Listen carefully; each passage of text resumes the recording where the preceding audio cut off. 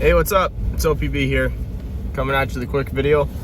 Just answering a question from a viewer. 15 hearts, if you're watching. I commented on your post.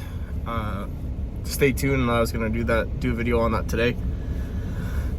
15 hearts asked, when do I think it'll all start? On my World War III update video. That's honestly, I think I have kind of like two timelines. I think starting off initially, I think we're going to be going with the 10 to 20 day heightened action by Russia, not necessarily popping off of World War III.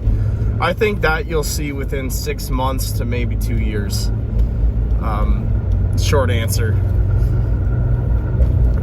Definitely watch out within the next 10 to 20 days.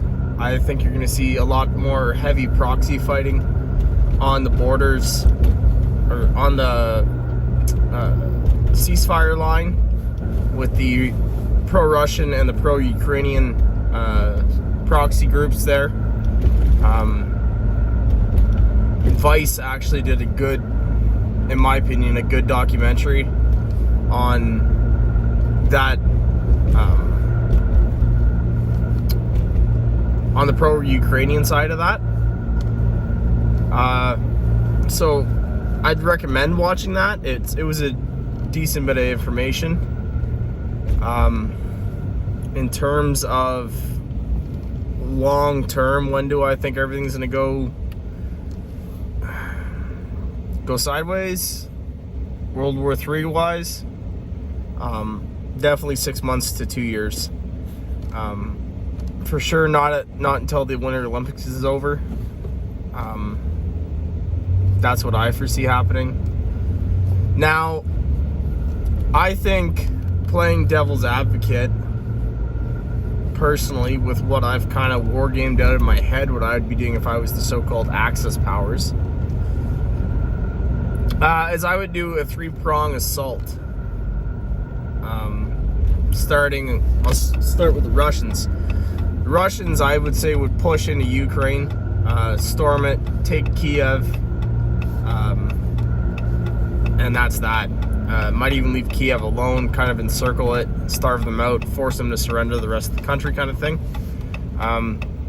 Other than that, I think China, at the same time, if I was them, I would try to force my way towards Taiwan, using North Korea as a diversion.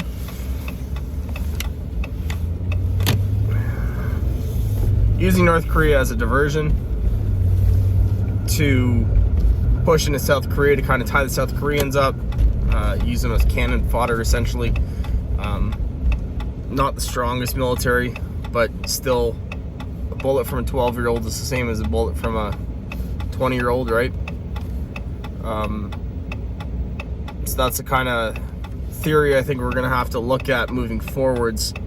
The Russians during the Second World War were famous for the conscript army. If you've seen Enemy at the Gates, the one with the rifle shoots, the one with the bullets follows, that kind of thing. I think, unfortunately, that's going to come back. Russian prisons are not exactly the most just system, and one could argue that no prisons are just. But we're not going to go down that rabbit hole too much. So I foresee them using prisoners as conscripts, kind of one-man wave assaults. If they die, they die, right? That's what I foresee happening with Russia. Again, China, as I said, playing as the Axis forces here in this game of Monopoly. I believe that if I were them, I would push, again, as the Russians are taking the Ukraine. I being China now, I would push and take Taiwan, using North Korea to kind of buffer my flank, and try to tie up South Korea as long as I could. That way I'd really honestly only have to deal with Japan and Australia. You might see a couple other smaller nations stand up and kind of try to do their part, which every little bit in that instance would help, or get in the way depending how badly trained they are, right? That being said, I did say that there would be a third prong. Now, the media is focusing a lot on Russia and China, okay? That's what's concerning me. It's what they're not saying. Now, all of us on here know we can't really trust media, but anyways, or at least I hope you do by now. That being said, the third prong is the sleeping giant. Now, people say they're not as coordinated as this, but you gotta remember, never underestimate your opponent, okay? Appear weak when you are strong. Sun Tzu. Ring a bell? Anyways, without further delay, that third party I'm concerned about is Iran. As that third prong, being the Iranian military, the IRGC could shut down the Strait of Hormuz, right? Shut that down, that's it. That's game over for that area, especially if they're able to hold it. At the same time, I think that Iran would push into Iraq to kind of position themselves to deal with NATO and Israel.